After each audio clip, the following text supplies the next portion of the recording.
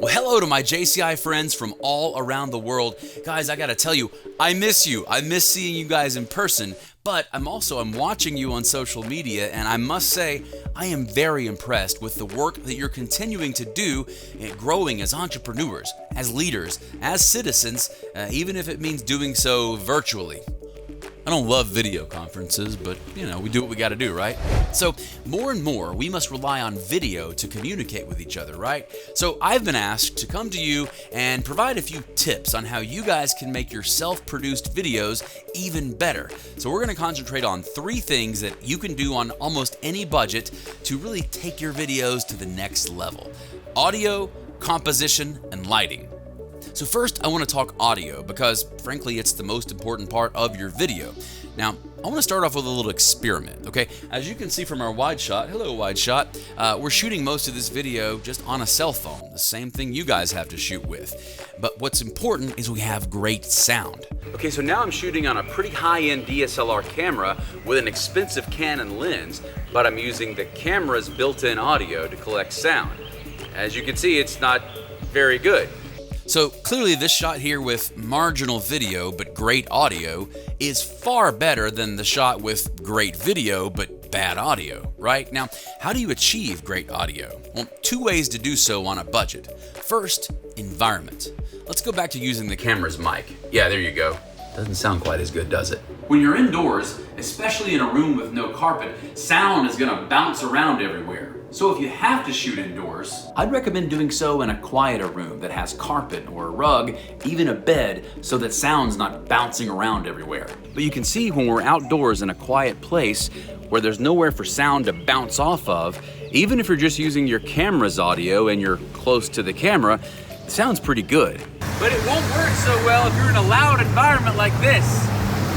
Okay, let's move on now to audio equipment. Now, you may not have the time or resources to go about setting up a rig like this with a beautiful broadcast quality microphone or a shotgun microphone, but what most of us probably can have access to is a lapel mic. Let's switch from this audio to the lapel audio now. You see, it still sounds great. Sounds much better than just the camera's audio, right?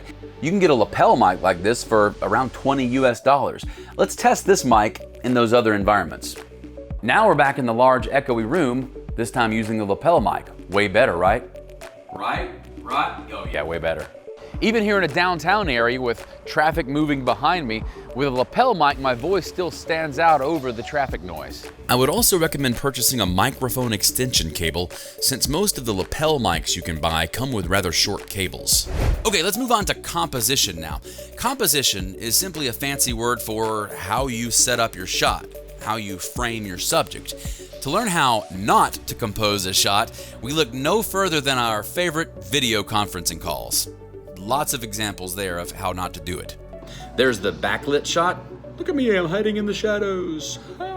There's the shot with way too much headroom. There's the shot with not quite enough headroom. And finally, the most common bad video conferencing shot is the up angle, when your computer or your phone's camera is far below your eye level, so it's looking up at the bottom of your chin or up your nose. It's not flattering. Instead, what you want to do is get your computer and maybe set it up on something so that the computer's camera is nice and at eye level. See, this is way better here, right? Now, earlier, you heard me use the term headroom, which simply means the room in between the top of your subject's head and the top of the video. Now, this is probably a little too much headroom. This is not enough headroom. You want there to be just a little bit of room in between the top of your subject's head and the top of the screen. That's a pretty shot. So when you're interviewing someone or being interviewed yourself, there's a couple of different choices you can make in terms of composition.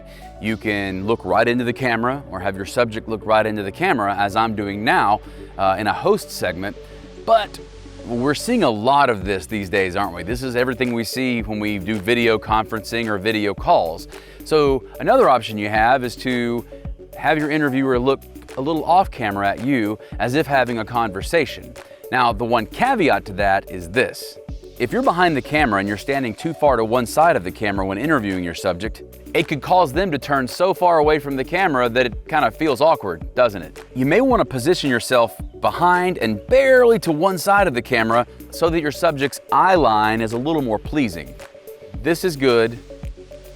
This is awkward. Good, awkward.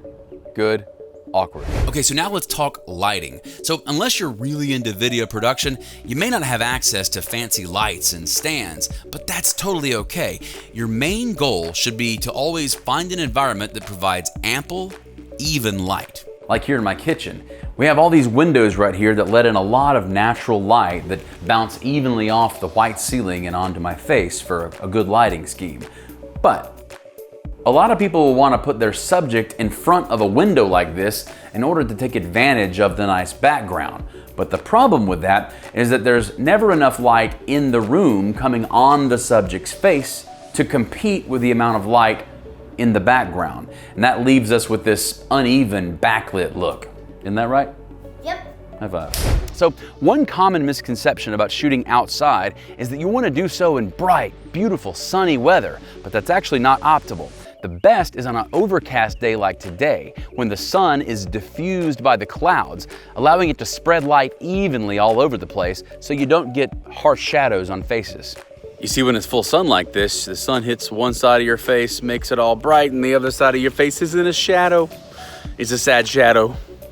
When shooting video outdoors, always try to find places in which your subject and the background are in the same light. For instance, if your subject is in the shade, but the background is in full sun, either your subject's face will be underexposed, or the background will be way overexposed and all blown out. Oh, hey, one last little tip with regards to backgrounds. A lot of people have the instinct to set up a shot right up against the background, especially if it's a solid color background. My opinion is that makes it uninteresting. It makes it lack depth. I like to shoot shots that have a lot of depth behind me, like this example from a conference center. I took this shot in Panama when we were doing a video for the Conference of the Americas. We didn't get to go. But you see how the very deep background is far more interesting than this would have been, right? Okay, so I know that was probably a lot to throw at you guys, but if you'll concentrate on those three key areas, audio, composition, and lighting, you'll be able to take your videos to the next level so that you can continue to develop as entrepreneurs, as leaders, and as citizens, even if it means doing so virtually. We'll see you guys next time.